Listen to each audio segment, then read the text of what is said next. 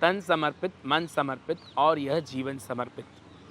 એક ધ્યેય, એક ઉદ્દેશ્ય પાછળ વ્યક્તિ જ્યારે પોતાનું જીવન ખર્ચી નાખે છે ત્યારે તેના આ નોંધપાત્ર કાર્યની સરકાર કદર કરી તેને નવાજે છે પદ્મ પુરસ્કારોથી. ગુજરાતની યશ કલગીમાં આવા જ પદ્મ પુરસ્કૃત લોકો ઉમેરાવા જઈ રહ્યા છે. આજે વાત કરીશું અને મળીશું સુરેશભાઈ સોની તથા લવજીભાઈ પરમારને, જેઓને તાજેતરમાં જ સરકારશ્રીએ પદ્મશ્રીનું સન્માન જાહેર કરેલ છે. સામાન્ય ઘર અને સામાન્ય પહેરવેશમાં દેખાતા આ છે સુરેન્દ્રનગર જિલ્લાના વઢવાણ ગામમાં રહેતા લવજીભાઈ પરમાર, કે જેમણે પરિવાર અને ડાંગશિયા સમાજના સાથથી નામશેષ થતી ટાંગલિયા કળાને જીવંત રાખવા પોતાનું આખું જીવન ખપાવી દીધું, જેને પરિણામે આજે પદ્મશ્રી એવોર્ડ માટે તેમની પસંદગી થઈ છે. ટાંગલિયા વણાટકામ આજથી 700 વર્ષ જૂની એક લુપ્ત થતી કલા છે. આ કલા પહેલાં માલધારી લોકોમાં જ પહેરવેશ હતો, જે આજે આ યુગમાં, નવા યુગની અંદર એ લોકોએ પહેરવાનું બંધ કરી દીધું. અમારી રોજીરોટી એ માલધારી લોકોના જે પહેરવેશમાં હતો, એટલે બહુ જ ઓછા પહેરવાવાળા થઈ ગયા, કામકાજ ઓછું થઈ ગયું. પછી જ્યારે જોયું કે દરેક કલાઓ બહાર નીકળી આવેલી હતી. કચ્છની કલા હતી, જામનગરની કલા હતી, બધા કલા હતી, પણ અમારે સુરેન્દ્રનગરની કલા એવી ક્યાંય નથી. અને આ સુરેન્દ્રનગર જિલ્લામાં જ બને છે અને ડાંગલિયા સમાજમાં જ બને છે. 10-12 લોકો તો મારા ઘરે જ કામ કરે છે, બાકીના તો આજુબાજુ ગામડાઓમાં એ કામ કરે છે. કારીગરોની ખોટ હોય, જગ્યાની અછત કે આર્થિક સંઘર્ષ, દરેક સ્થિતિમાં તેઓ અડગ રહ્યા અને અન્ય લોકોને પણ વિશ્વાસ આપી જોડી રાખ્યા. મારા બાપુજી પણ આ કામ કરતા હતા. એ કલાને સાચવવા માટે અને જાળવી રાખવા માટે અને આગળ લાવવા માટે અમારા સઘન પ્રયાસો 40 વર્ષથી આ સઘન પ્રયાસો ચાલુ રહ્યા છે.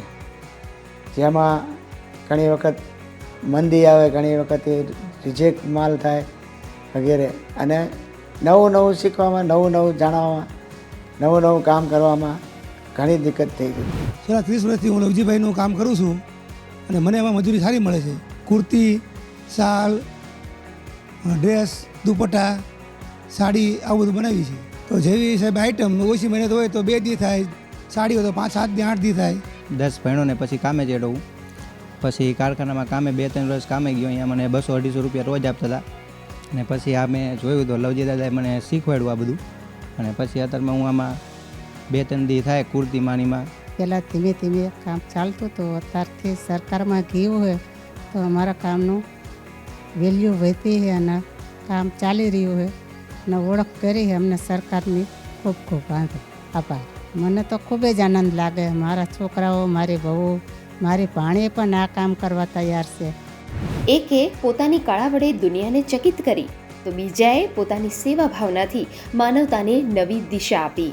વાત છે પદ્મશ્રી માટે પસંદગી થયેલા સાબરકાંઠાના સેવાવ્રતી સુરેશભાઈ સોનીની. 1978 કે જ્યારે સામાન્ય મેડિકલ સુવિધાઓ માટે પણ પ્રશ્નો હતા, ત્યારે તેમણે રક્તપિત્તના દર્દીઓ માટે સહયોગ કુષ્ઠ ટ્રસ્ટ બનાવ્યું અને આવનાર દર્દીઓની પરિવારના સભ્યની જેમ જ તન, મન અને ધનથી સેવા કરી.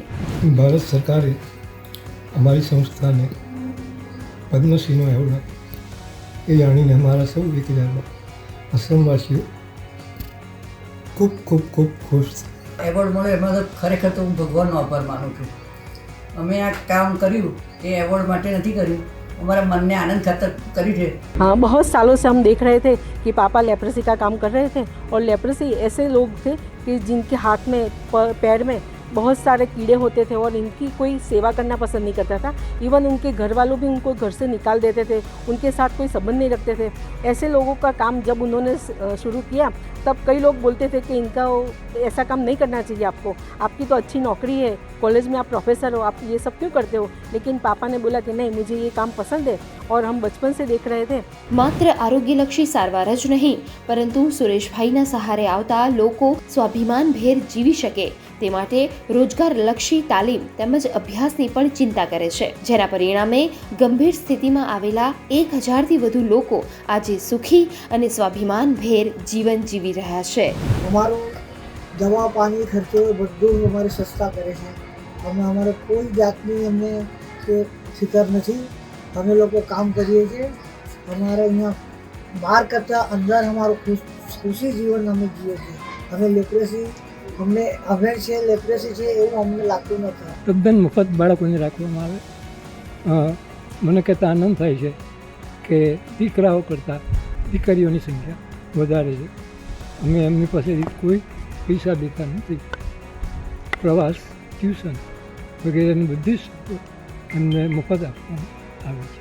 લવજીભાઈ પરમાર અને સુરેશભાઈ સોની જેવા લોકો આપણને શીખવે છે કે જો તમારું લક્ષ્ય મોટું હોય અને તમારામાં જુસ્સો હોય તો એક દિવસ આખું વિશ્વ તમારા કામની પ્રશંસા કરે છે. ત્યારે ગુડ ન્યૂઝ ગુજરાતની ટીમ આ બેઉ હસ્તીઓને દિલથી અભિનંદન પાઠવે છે. ગુડ ન્યૂઝ ગુજરાત માટે ગુજરાત ટીમનો રિપોર્ટ.